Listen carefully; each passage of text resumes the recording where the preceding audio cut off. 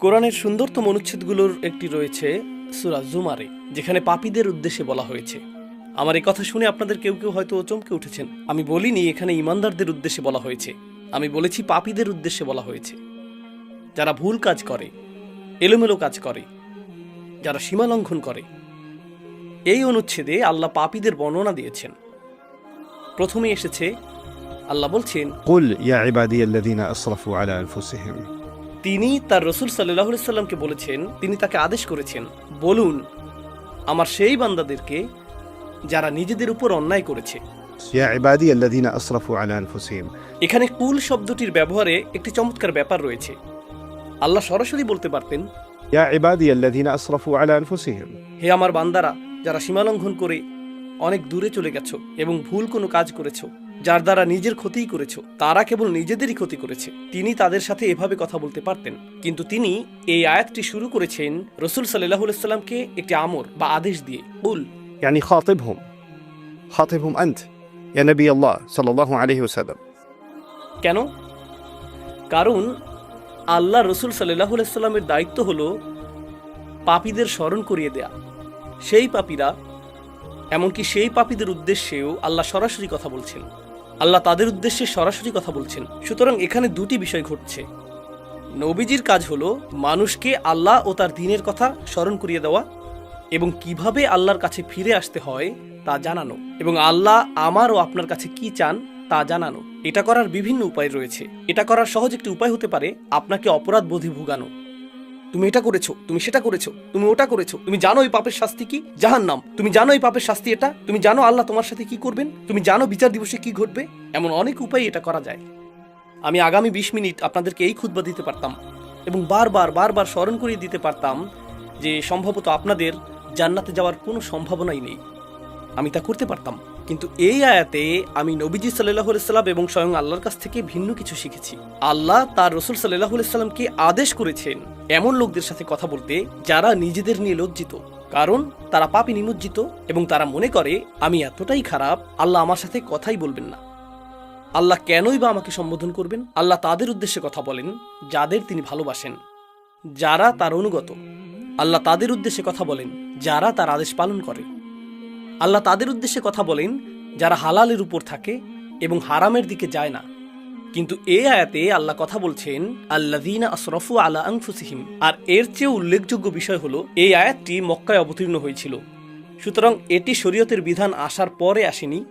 এটা রাসূল সাল্লাল্লাহু আলাইহি সাল্লাম মদিনায় হিজরতের পরে নাজিল হয়নি, যখন আমাদের উপর রোজা ফরজ হয়েছিল এবং খাদ্যাভ্যাসের নিয়মকানুনগুলো আরো বেশি করে ব্যাখ্যা করা হয়েছিল। তাই আমরা সাধারণত যেগুলোকে হালাল ও হারাম বলে মনে করি তার বেশিরভাগই তখন ছিল না। এই আয়াতে আল্লাহ যাদের উদ্দেশ্যে কথা বলছেন তাদের মধ্যে এমন লোকও ছিল যারা চূড়ান্ত পাপে লিপ্ত ছিল। তারা এমনকি শিরকও করছিল, এমনকি মুশরিকরাও এর অন্তর্ভুক্ত, এমনকি তারাও। কারণ তারা সবাই আল্লাহর বান্দা, তারা তা উপলব্ধি করুক বা না করুক, তারা স্বীকার করুক বা না করুক, তারা তো আল্লাহরই বান্দা। আপনি হতে পারেন আল্লাহর একজন বিদ্রোহী বান্দা, যেমনটি এই আয়াতে ব্যাখ্যা করা হয়েছে। কারণ আল্লাহ যখন বলছেন হে আমার বান্দারা, স্বাভাবিকভাবেই আপনি ধরে নেন যে বান্দা হলো সে যে তার মালিকের আনুগত্য করে। তাই আপনি ভাবতে পারেন যে এখানে অনুগত বান্দাদের কথাই বলা হচ্ছে। তিনি বলেছেন يا عبادي الذين أسرفوا على أنفسهم। আমার সেই বান্দারা যারা নিজেদের উপর অন্যায় করেছে। এখানে আরো চমৎকার বিষয় হলো আল্লাহ বলেননি أسرفوا على ربكم على ربهم। অর্থাৎ তারা তাদের রব আল্লাহর বিরুদ্ধে অন্যায় করেছে বা সীমা লঙ্ঘন করেছে। তিনি তা বলেননি। তিনি বলেছেন এমনকি যখন তোমরা আল্লাহর অবাধ্য হও তখনও তোমরা আসলে শুধু নিজেদেরই ক্ষতি করো। তুমি আল্লাহর রাজত্ব থেকে কিছুই কেড়ে নাও না, তুমি কেবল নিজেরই ক্ষতি করো। সুতরাং এখানে তাৎপর্যপূর্ণ বিষয় হলো পাপীকে তিরস্কার করার পরিবর্তে প্রথমত স্বয়ং রাসূল সাল্লাল্লাহু আলাইহি সাল্লামকে আদেশ করা হয়েছে পাপীদের সম্বোধন করতে এবং স্মরণ করিয়ে দিতে। আমি শুধু তোমাদেরকে নিজের ক্ষতি করা বন্ধ করতে বলছি, আমি শুধু সেটাই করতে বলছি। الذين أسرفوا على أنفسهم। তো ধারাবাহিক এই আয়াতগুলো থেকে আমরা বেশ কয়েকটি নির্দেশনা লাভ করব এবং সেই প্রতিটি নির্দেশনার উদ্দেশ্য হলো আমাদেরকে নিজেদের ক্ষতি করা থেকে বিরত রাখা। আমাদেরকে নিজেদের উপর ইসরাফ করা থেকে, নিজেদের বিরুদ্ধে অনেক দূরে চলে যাওয়া থেকে বিরত রাখা। সামনে এগোনোর আগে চলুন ইসরাফ শব্দটি নিয়ে কথা বলি। আমি বারবার পাপী শব্দটি ব্যবহার করেছি, কিন্তু এই আয়াতগুলোর আলোকে তা আসলে সঠিক নয়। শব্দটি আদনাবু বা আখতাউ নয়, তাই না? और ارتكبوا السيئات فعبر سبحانه وتعالى عن الذنوب المرتكب الذنوب بالذين أسرفوا على أنفسهم إسراف على نفسه الإسراف على نفسه তাহলে আসরাফু আলা আনফুসিহিম এর অর্থ কি? আরবিতে ইসরাফ হলো আপনি যখন স্বাভাবিক মাত্রার উপরে চলে যান। যেমন ধরুন, আপনি ইফতার করছেন আর আপনি যথেষ্ট ইফতার করতে পারেন যাতে ক্ষুধা নিবারণ হয়, কিন্তু আপনার ক্ষুধা না থাকা মানে এই না যে প্লেটে থাকা চিকেনের উপর আপনি আরও প্রতিশোধ নেবেন না। তাই আপনি আরও 6টি মুরগির রান নিলেন এবং বাকি ফ্রাইগুলোও নিলেন, অর্ধেক বোতল ক্যাচাপ নিলেন, কারণ আপনার কাজিনও ফ্রাইয়ের দিকে তাকিয়ে আছে এবং সেগুলো তার হাতে যাওয়ার আগেই আপনাকে নিতে হবে। এভাবেই আপনি মুখে খাবার পুড়তে থাকেন। আপনার ক্ষুধা 10 মিনিট আগেই শেষ, কিন্তু আপনি এখনো খাচ্ছেন। এটাই ইসরাফ। আপনি প্রয়োজনের চেয়ে বেশি খাচ্ছেন, এটাই ইসরাফ। ইসরাফ অর্থ অতিরিক্ত। ইসরাফ অর্থ প্রয়োজনের অতিরিক্ত, যথাযথ পরিমাণের চেয়ে বেশি, রাইট? আল্লাহ প্রকৃতিকে এমনভাবে তৈরি করেছেন, শুধু আধ্যাত্মিক বা ধর্মীয় অর্থে নয়, বরং ফিতরা বা স্বভাবগতভাবেও। আল্লাহ এমন ব্যবস্থাপনা তৈরি করেছেন যেখানে ইসরাফ সবসময়ই আপনার ক্ষতি করবে। অতিরিক্ত পানি পানেও আপনি মারা যেতে পারেন। অতিরিক্ত পানি একটি ভালো জিনিস। অতিরিক্ত পানি পান করার ক্ষতিকর দিকও রয়েছে। আপনার শরীরে চিনির প্রয়োজন। অতিরিক্ত চিনি সমস্যা তৈরি করে। অতিরিক্ত পরিমাণে যে কোনো কিছুই সমস্যা সৃষ্টি করে। অতিরিক্ত ঘুমও সমস্যার কারণ। অতিরিক্ত ব্যায়ামও সমস্যার কারণ।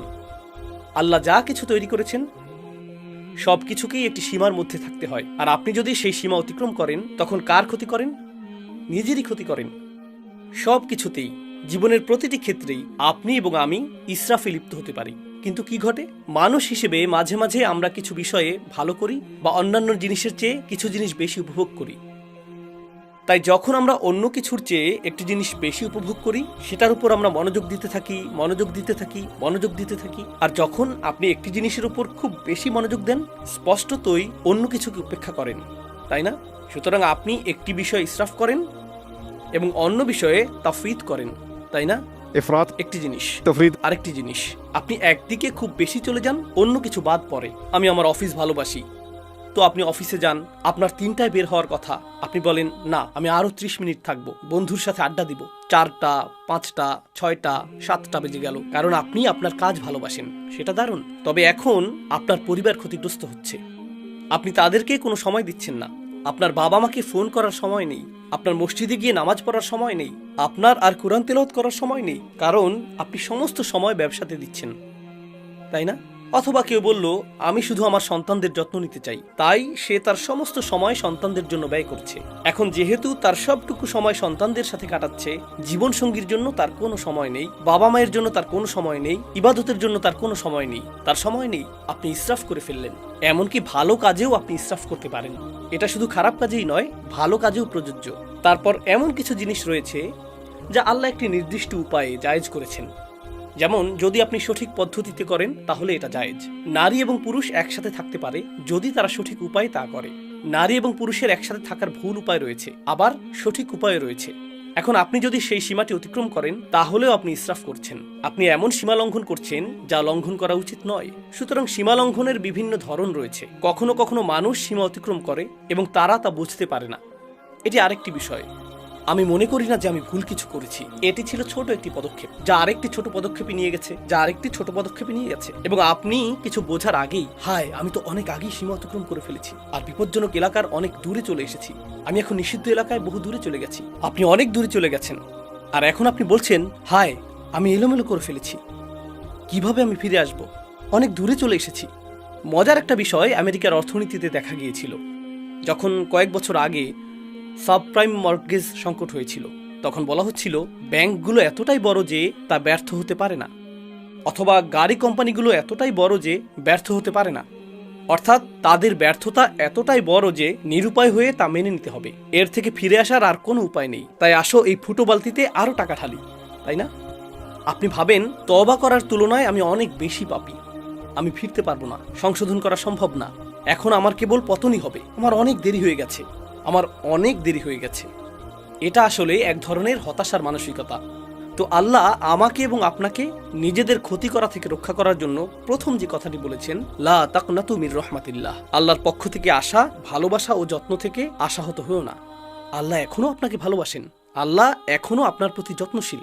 আমি রহমার অনুবাদে দয়া শব্দটি ব্যবহার করিনি, আমি ইচ্ছাকৃতভাবে ভালোবাসা ও যত্ন ব্যবহার করেছি। আমি এই খুতবাতে তা ব্যাখ্যা করতে চাই। আমি অন্যত্রও এটা বলেছি, কিন্তু এই বিষয়ে আশা হারাবেন না যে আল্লাহ এখনো আপনাকে ভালোবাসেন এবং আল্লাহ এখনো আপনার প্রতি যত্নশীল।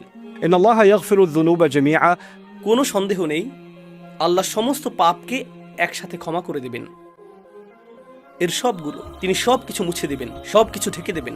إن الله يغفر الذنوب جميعا إنه هو الغفور الرحيم. কিভাবে তিনি তা করতে পারেন? আল্লাহ বলেছেন এর কারণ একমাত্র তিনিই ভুল ত্রুটির অতিশয় মার্জনাকারী এবং তিনিই সর্বদা প্রেমময় ও যত্নশীল। এটাই প্রথম চিকিৎসা যা আমার প্রয়োজন। দ্বিতীয়টি, আর এই সব কিছু আমি আপনাদের সাথে শেয়ার করছি কারণ আমরা মনে করি রমজান মাস হলো আল্লাহর কাছে প্রত্যাবর্তনের মাস, তাই না? আর রমজানের 2/3 চলে গিয়েছে। এখন আপনাদের অনেকেই ভাবছেন, হায় রমজানে তো আমি কিছুই করিনি। এত বড় একটা সুযোগ ছিল, রমজানের প্রস্তুতি নিয়ে, রমজানকে সর্বোচ্চ কাজে লাগানো নিয়ে এত আলোচনা হলো। এখন 20টিরও বেশি রোজা চলে গেল, আমি কিছুই করতে পারিনি। আমি এমনকি নামাজও কাজা করেছি, আমি আমার খারাপ অভ্যাসগুলো ছাড়তে পারিনি, আমি শুধু ভুল করেই চলেছি। আর এখন রমজান মাস প্রায় শেষ, কিন্তু আত্মতৃপ্তি লাভ করার মতো আমার কিছুই নেই। ঠিক যেমন আমরা বলি আত্মতৃপ্তি লাভ করার মতো আমার জীবনে কিছুই নেই, আমি সব নষ্ট করে ফেলেছি। এখন আমরা রমজানের ক্ষেত্রেও সেটাই বলছি। রমজান হলো এক মাসে আমাদের জীবনের সারসংক্ষেপ, আর রমজানের এই 2/3 শেষ হয়ে যাওয়াটা অনেকটা এরকম, আমার জীবনের অনেকটা সময় চলে গেছে, এখন আমি কি করতে পারি, তাই না? প্রতিবার শেষ 10 রাতে আপনি শুনেন যে আপনাকে আরো বেশি কিছু করতে হবে, আরো বেশি করতে হবে। আমি ভাবছি আমি তো ন্যূনতম বাধ্যবাধকতাও পূরণ করছিলাম না, আর এখন আরো বেশি করতে হবে। বাদ দেই, আমি আর এর মধ্যে নেই, আমার অনেক দেরি হয়ে গেছে। এটা ভালো মানুষদের জন্য, এই শেষ 10 দিন এবং এই সমস্ত প্রণোদনা এগুলো ভালো মানুষদের জন্য। আমি তো এই দলেই পড়ি না। প্রথমত, আল্লাহর রহমতের উপর আশা হারাবেন না, আল্লাহ ক্ষমাশীল। বলবেন না রমজানের প্রথম 20 দিনে আমি কতই না খারাপ কাজ করেছি, হঠাৎ করে আল্লাহ কেন এটা মেনে নেবেন যে আমি শেষ 10 রাতে ভালো হয়ে গেলাম? কেন তিনি এটা মেনে নেবেন? এটা ঠিক যেন আমাদের জীবনের শেষে অবস্থা। আমরা যদি জীবনের বেশিরভাগ অংশ পাপে কাটিয়েও থাকি, আল্লাহ তবুও আমাদের সব কিছু পরিবর্তন করার, ফিরে আসার একটি সুযোগ দিচ্ছেন। তারপর তিনি বলেছেন দ্বিতীয় বিষয়টি হলো وأنيبوا إلى ربكم. সর্বান্তকরণে ফিরে আসো। الإنابة العودة إلى الله قلبا. যখন আপনি অন্তর দিয়ে আল্লাহর দিকে ফিরে আসেন, একেই বলা হয় ইনাবাহ। অন্তর থেকে আপনার প্রভুর কাছে ফিরে আসুন। এটা গুরুত্বপূর্ণ, তার কারণ এর মানে আপনি বাকি সবার কথা শোনা বন্ধ করুন। তার কথা শোনা বন্ধ করুন যে বলে তুমি কখনো ভালো হবে না, আল্লাহ তোমাকে কখনো ক্ষমা করবেন না। আপনার জীবনে এমন লোক আছে যারা এমন কথা বলে থাকে, আল্লাহ তোমাকে কখনো ক্ষমা করবেন না। এমন মানুষ আছে যাদেরকে আপনি দেখেন এবং বলেন, আরে ওই ব্যক্তি আল্লাহর কতই না নিকটবর্তী, আর আমি যখন নিজেকে তার সাথে তুলনা করি নিজেকে খারাপ মানুষ মনে হয়, কারণ উনি আসলে একজন ভালো মানুষ। তার সাথে আমার তুলনা হয় না, তার সাথে আমার তুলনা হয় না, তাই না? তো তারা আপনাকে ছোট না করলেও আপনি তাদের সব ভালো কাজ করতে দেখেন আর নিজের দিকে তাকিয়ে বলেন, এসব করে লাভ কি, আমি কখনোই ওই ব্যক্তির পর্যায়ে পৌঁছতে পারবো না। কোনো একজন এসে বলল, মাশাআল্লাহ, আলহামদুলিল্লাহ, আমি এই মাসে দ্বিতীয়বারের মতো কোরআন খতম করলাম, আর আপনার অবস্থা এমন আমি তো ফাতিহাও পড়িনি। কিন্তু আপনি তা আর বলেন না। আপনি এমন যে আমি কখনোই এই মানুষগুলোর নাগাল পাবো না, এই লোকেরাই জান্নাতে যাবে। আমি তো মনে হচ্ছে রাস্তার অন্য পাশে রয়েছি, বিপরীত দিকে এগিয়ে যাচ্ছি, তাই না? না, আল্লাহ বলছেন তোমার রবের কাছে ফিরে এসো, অন্য মানুষের দিকে তাকিও না। শুধু তুমি তোমার হৃদয়কে শুধু তোমার রবের দিকে ফিরাতে হবে, আর অন্য সবার প্রতি মনোযোগ দেওয়া বন্ধ করো। এটা কোনো প্রতিযোগিতা নয়, এটা কোনো প্রতিযোগিতা নয়। কয়জন 8 রাকাত পড়েছে, কয়জন 20 রাকাত পড়েছে, তুমি কয়টি কিয়ামুল লাইল আদায় করেছো, তুমি কয় রাকাত তাহাজ্জুদ পড়েছো, এটা কোনো প্রতিযোগিতা নয়, এটা কোনো প্রতিযোগিতা নয়, এটা অন্য কারোর সাথে তুলনা নয়। এখন আপনাকে শুধু নিজেকেই ফিরিয়ে আনতে হবে। أنيبوا إلى ربكم وأسلموا له من قبل أن يأتيكم العذاب. তার সামনে নিজেকে সঁপে দাও, শাস্তি আসার আগে, অনেক দেরি হওয়ার আগে। অর্থাৎ আল্লাহ বলছেন এখনো খুব বেশি দেরি হয়ে যায়নি, অনেক দেরি হবে যখন শাস্তি চলে আসবে, যার অর্থ হলো যখন আপনার মৃত্যু আসবে এবং তারপরে বিচার দিবস চলে আসবে। তা এখনো আসেনি, তাই আপনার জন্য এখনো দেরি হয়ে যায়নি। অন্যভাবে আল্লাহ একথা বলছেন যে তোমার কাছে সময় আছে, অন্যভাবে আল্লাহ একথা বলছেন যে তোমার আশা এখনো শেষ হয়নি। وأسلموا من قبل أن يأتيكم العذاب ثم لا تنصرون. তখন তোমাদেরকে আর সাহায্য করা হবে না, তখন আর সাহায্য করা হবে না। এটা কেবল হুমকি নয়, বরং উৎসাহও বটে। কারণ আল্লাহ যদি বলেন তখন তোমাকে সাহায্য করা হবে না, এর মানে এখন তোমাকে সাহায্য করা হবে, এখন তোমাকে সাহায্য করা হবে, তখনই কেবল তোমাকে সাহায্য করা হবে না। তো এই মুহূর্তে আল্লাহ তোমাকে সাহায্যের প্রস্তাব দিচ্ছেন, আল্লাহ আমাকেও সাহায্যের প্রস্তাব দিচ্ছেন। সুম্মা লা তুনসরুন। আর নুসরাহ অর্থ শুধুমাত্র সাহায্য নয়, এটা মুসাআদাহ বা আউন থেকে ভিন্ন। নুসরা ব্যবহৃত হয় সামরিক সাহায্যের ক্ষেত্রে, যখন সামরিক বাহিনীর জন্য বড় বড় চালান প্রেরণ করা হয় যাতে তারা পুনরায় রসদ পূর্ণ করতে পারে, সেটাকে আসলে বলা হয় নুসরাহ। অথবা যখন কোনো সেনাবাহিনীর আক্রমণের শিকার হবার উপক্রম হয়, অথবা তারা শত্রুর সাথে সম্মুখ যুদ্ধ করে এবং পাহাড়ের ওপর থেকে শক্তি বৃদ্ধিকারী দল আসে, সেটাই নুসরাহ। নুসরা আসলে বড় সাহায্য, এটা শুধু ছোটখাটো সামান্য সাহায্য নয়। আল্লাহ আপনাকে এমনভাবে সাহায্য করবেন যা হবে ব্যাপক শক্তিপূর্ণ এবং বিজয় আনয়নকারী। তারপর তিনি বলছেন, واتبعوا أحسن ما أنزل إليكم من ربكم। তোমাদেরকে প্রদত্ত সবচেয়ে সুন্দর বিষয়টির অনুসরণ করো যা পাঠানো হয়েছে তোমাদের রবের পক্ষ থেকে। এখানে বলার মতো আরো অনেক কিছুই আছে, আমি সেগুলোর উপর বেশি মনোযোগ দিব না। এর সবচেয়ে সহজ অর্থ হলো আল্লাহ যা নাজিল করেছেন তার মধ্যে সর্বোত্তম হলো স্বয়ং কুরআন। يعني واتبعوا القرآن أحسن ما أنزل إليكم، يعني أحسن مما سبق من التنزيل من معانيها। এই আয়াতের একটি অন্যতম অর্থ হলো নাজিলকৃত সমস্ত বিষয়ের মধ্যে সবচেয়ে সেরা হলো আল্লাহর বাণী, সুতরাং এটা অনুসরণ করো। এর অন্যান্য আরও অর্থ রয়েছে, কিন্তু আপনাদের বিদায় দেওয়ার আগে আমি আসলে এই শেষ অংশটির উপর মনোযোগ দিতে চাই। তিনি বলছেন, এটা করো, তোমাদের সাধ্যের মধ্যে সর্বোত্তম উপায়ে এর অনুসরণ করো। আল্লাহর নাজিল করা সবচেয়ে সুন্দর জিনিসটির অনুসরণ করো। কারণ কিছু লোক বলে, ও ইসলাম এত কঠিন, এত বেশি নিয়ম কানুন, এটা অনেক জটিল, আমি জানি না কি করতে হবে, আমি জানি না কেন এত খুঁটিনাটি বিষয় রয়েছে। কিন্তু আল্লাহ বলছেন, না, এটা আসলে সুন্দর এবং সরল। এমন কারো কথা ভাবুন যে মক্কায় এই আয়াতটি শুনেছিল, ধর্মে তাদের জন্য তখন কি কি জটিলতা ছিল। তারা যখন সূরা জুমার শুনেছিল তখন কি জটিলতা ছিল। ধর্মের মধ্যে কাঠিন্য কোথায় ছিল? এটি ছিল সহজ সরল একটি বার্তা, এটি ছিল সুন্দর ও দ্ব্যর্থহীন। শুধু এটুকুই। আল্লাহর বাণীর দিকে ফিরে আসুন এবং আপনি এই ধর্মের সৌন্দর্য এবং দ্ব্যর্থহীনতা খুঁজে পাবেন, এটাই যথেষ্ট। কিন্তু এরপর আল্লাহ বলেন, হঠাৎ শাস্তি তোমাদের উপর এমনভাবে চলে আসবে যা তোমরা টেরও পাবে না। অর্থাৎ এটা মনে করো না যে তোমার হাতে অনেক সময় আছে। কর্মতৎপরতার একটি অনুভূতি তৈরি করো, কর্মতৎপরতার একটা অনুভূতি পোষণ করো। পরিস্থিতি পাল্টে দেওয়ার সামর্থ্য তোমার আছে। তোমার হতাশ হওয়া উচিত না, কিন্তু অলসতা করো না। তোমার হাতে বেশি সময় নেই। রমজানের এই শেষ 10 রাত বা তার চেয়েও কম সময় যা আমাদের আছে, এটা আমাদেরকে এক প্রকার স্মরণ করিয়ে দেয় যে আমাদের হাতে সময় বেশি নেই। আর এই 10 রাতে যদি আমরা কর্মতৎপরতার একটি মানসিকতা, একটি মনন তৈরি করতে পারি, হয়তো আমরা আমাদের জীবনেও সেটাকে বাস্তবায়ন করতে পারবো। এই ধরনের মানসিকতা তৈরি করা যে আমার হাতে খুব বেশি সময় নেই, আমার হাতে যে সময় আছে আমাকে তার সর্বোত্তম ব্যবহার করতে হবে। বিদায় দেওয়ার আগে আমি আপনাদের সাথে যা শেয়ার করতে চাই তা হলো এমন কিছু লোকের বক্তব্য যারা নিজেদের সময়ের সদ্ব্যবহার করেনি। আর আল্লাহ বলেছেন, আমি চাই না তোমরা এদের অন্তর্ভুক্ত হও, কিন্তু যদি তোমরা এদের অন্তর্ভুক্ত হও, একসময় তারা এই কথা বলবে যখন অনেক দেরি হয়ে যাবে। أن تقول نفس يا حسرة على ما فرطت في جنب الله। অর্থাৎ এরকম মানুষ অবশেষে বলবে, ইয়া হাসরাতা, অদ্ভুত উক্তি করবে তারা, ইয়া হাসরাতা, يعني حسرت على ما فرطت في جنب الله। আপনি এভাবে বলতে পারেন, আমার আফসোস রয়েছে, আমার আক্ষেপ রয়েছে, আল্লাহর উদ্দেশ্যে আমি যা করিনি, আমার কমতি আছে, আমি যথেষ্ট করতে পারিনি। কথাটা এভাবে বলাটাই প্রত্যাশিত ছিল, কিন্তু আল্লাহ বলেছেন, يا حسرة كأنه يخاطب العاقل। আরবি ভাষা এটাকে বলা হয় استعارة مكنية। সহজ ভাষায় এর অর্থ হলো সে বলবে, ও আমার আফসোস। বাংলাতে এটা বোধগম্য অর্থ প্রদান করে না। ও আমার আফসোস।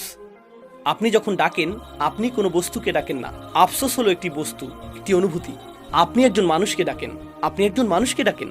এই আয়াতে আপনি একটি অনুভূতিকে ডাকছেন, আর সেই অনুভূতিটা কি?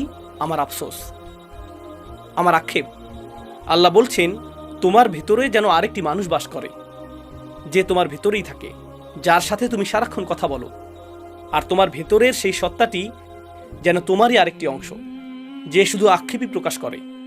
আমি এত ভুল করেছি, ওহ আমি এটা করেছি, ওহ আমি ওটা করিনি।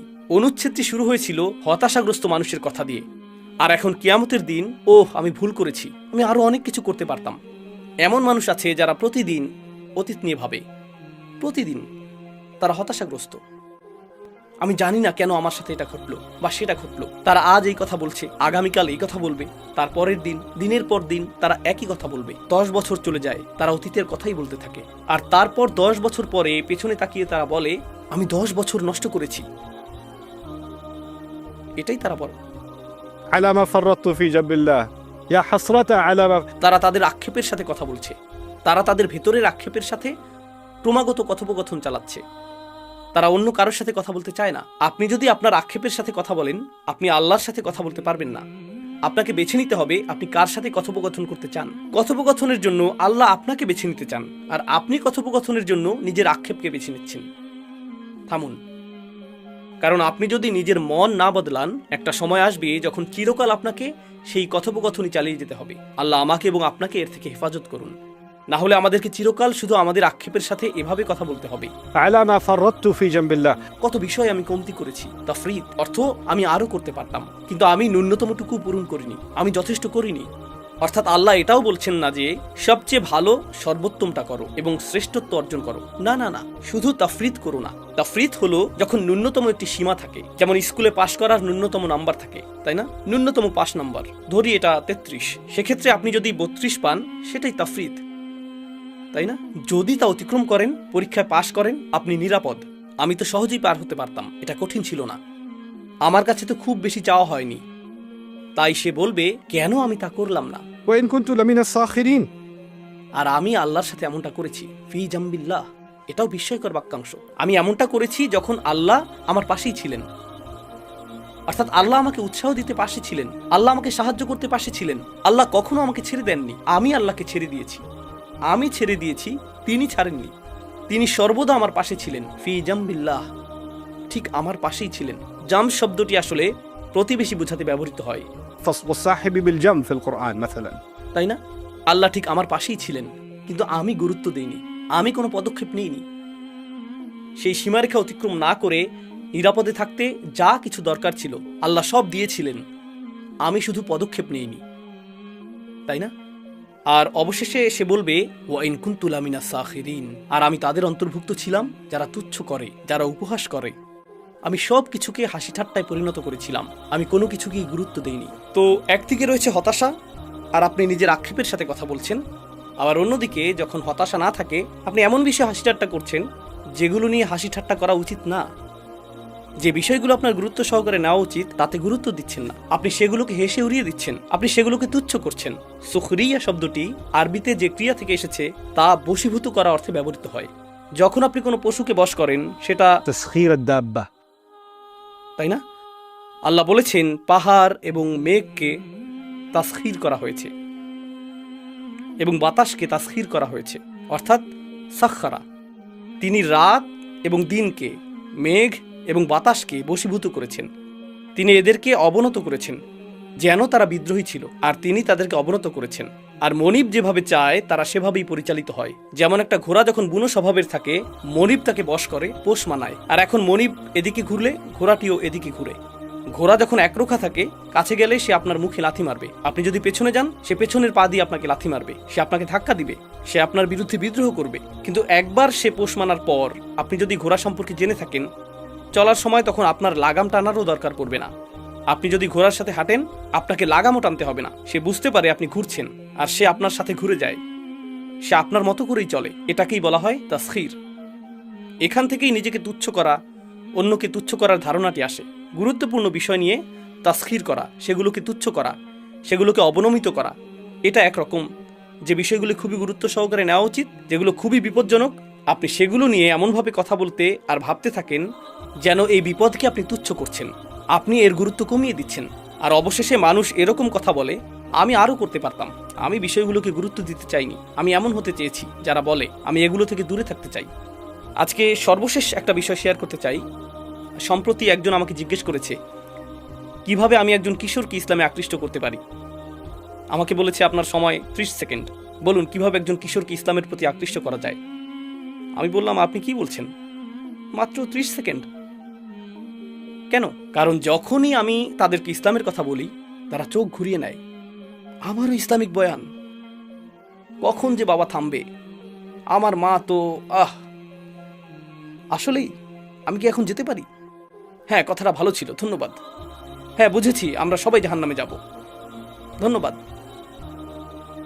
নির্লিপ্ত একটা ভাব, এক ধরনের গুরুত্বহীনতা। আমি এতে যুক্ত হতে চাই না। কেন আপনি এটা নিয়ে আমাকে বিরক্ত করছেন? কেন আপনি আমাকে মসজিদে টেনে আনছেন? আমি কি আমার ফোনটা নিতে পারি? আমি কি মোবাইল গেমিং ডিভাইস নিয়ে পেছনে বসতে পারি? কারণ আমি আমি আমি এই বিষয়ে চিন্তা করতে চাই না। আর জানেন, এটাই একটা লাইফস্টাইলে পরিণত হয়, এবং এটা শুধু কৈশোরেই সীমাবদ্ধ থাকে না, সে বেড়ে ওঠে। শেষ পর্যন্ত সেই মানুষটি বলে, আমি কখনোই কিছুকে গুরুত্ব দিইনি। আর আল্লাহ বলছেন, আমি চাই না তুমি এমন ব্যক্তিতে পরিণত হও যে বেশ দেরি হয়ে যাওয়ার পর যে ব্যক্তি শেষ মুহূর্তে এসে বলে, আমি আরো ভালো করতে পারতাম, আমি ন্যূনতম বিষয়গুলো পালন করতে পারতাম। আর আমি সর্বদা এমন মানুষ ছিলাম যে কখনো কিছুকে গুরুত্ব দেয় না। আমি শুধু এমন লোকদের সাথে যোগ দিয়েছি যারা গুরুত্ব দিয়ে ভাবে না। কারণ মিনা সাখিরিন অর্থ একটা দলে যোগ দেওয়া। মিনা সাখিরিন অর্থ এমন মানুষ যারা সব কিছুকে তুচ্ছ তাচ্ছিল্য করাকে মনে করে রুচিশীলতা। আপনারা হোয়াট এভার গ্রুপ সম্পর্কে জানেন। হ্যাঁ, হোয়াট এভার। ধর্ম আমার কাছে অতিরিক্ত, আমি এর বাইরে, আমি এর ঊর্ধ্বে। মুখের অভিব্যক্তি প্রকাশ করে আপনি কত কম গুরুত্ব দেন। যে বক্তব্য দেওয়া হয়, অথবা আপনার বাবা মা বা ইমাম যে উপদেশ দেন, অথবা কোরআন যা বলে, সেই চাহনি। আর আপনি অন্য কাউকে সেই চাহনি দিতে দেখে বলেন, আরে লোকটা তো কুল, এমনকি আল্লাহকেও ভয় করে না, আমি ওর মতো হতে চাই, আমি কুল লোকদের সাথে থাকতে চাই। তো তারা হয়ে যায় একদল সাখেরিন। আর সে বলে, আমি তাদের মধ্যে ছিলাম যারা সাখেরিন। এটা এরকম যে আমি নিজের স্বতন্ত্র সত্তা হারিয়ে ফেলেছিলাম। আমি শুধু নির্বোধ সঙ্গীর সাথে বেছে নিয়েছিলাম। আর যত বেশি সময় আমি তাদের সাথে কাটালাম, আমি তাদের একজন হয়ে উঠলাম। আমি তাদের সাথে যোগ দিয়ে তাদের একজন হয়ে উঠলাম। আর এই স্বীকারোক্তি কিয়ামতের দিন সে প্রদান করবে। আল্লাহ আমাদেরকে এরকম হওয়া থেকে হেফাজত করুন। আল্লাহ আমাদের সন্তানদেরকেও এরকম হওয়া থেকে হেফাজত করুন। আমি আরো দোয়া করি, আল্লাহ যেন আমাদেরকে আক্ষেপকারী মানুষে পরিণত না করেন। কারণ আমরা রমজানের শেষ কয়েকদিন বা শেষ কয়েক সপ্তাহের পূর্ণ সদ্ব্যবহার করিনি। তাই সামনে আসন্ন দিনগুলোর পুরোপুরি সদ্ব্যবহার করুন। এটা মনে করবেন না যে রমজান মাস শেষের দিকে। নিজের জন্য আপনার ভাবা উচিত, আজকে থেকেই রমজান শুরু হয়েছে। এভাবেই আপনার ভাবা উচিত, রমজান এইমাত্র শুরু হয়েছে। আর আপনি মনে করবেন এবছর রমজান মাস 30 দিনের না, এটা শুধু এই 9 দিনের। এটুকুই যথেষ্ট। আর এই মনোভাব অক্ষুণ্ণ রাখুন। আল্লাহ আপনাকে সেই শক্তি, প্রেরণা এবং সামর্থ্য দান করুন যাতে আপনি সর্বোচ্চ চেষ্টা করতে পারেন এবং নিজের কল্যাণ লাভের উদ্দেশ্যে নিজেকে পরিবর্তন করতে পারেন। بارك الله لي ولكم في القرآن الحكيم ونفعني وإياكم بالآيات والذكر الحكيم. الحمد لله وكفى، والصلاة والسلام على عباده الذين اصطفى، خصوصا على أفضلهم وخاتم النبيين محمد الأمين وعلى آله وصحبه أجمعين. قال الله عز وجل في كتابه الكريم بعد أن أقول أعوذ بالله من الشيطان الرجيم: إن الله وملائكته يصلون على النبي يا أيها الذين آمنوا صلوا عليه وسلموا تسليما. اللهم صل على محمد وعلى آل محمد كما صليت على إبراهيم وعلى آل إبراهيم في العالمين إنك حميد مجيد. اللهم بارك على محمد وعلى آل محمد كما باركت على إبراهيم وعلى آل إبراهيم في العالمين إنك حميد مجيد. عباد الله رحمكم الله، اتقوا الله، إن الله يأمر بالعدل والإحسان وإيتاء ذي القربى وينهى عن الفحشاء والمنكر ولذكر الله أكبر والله يعلم ما تصنعون. أقم الصلاة إن الصلاة كانت على المؤمنين كتابا موقوتا.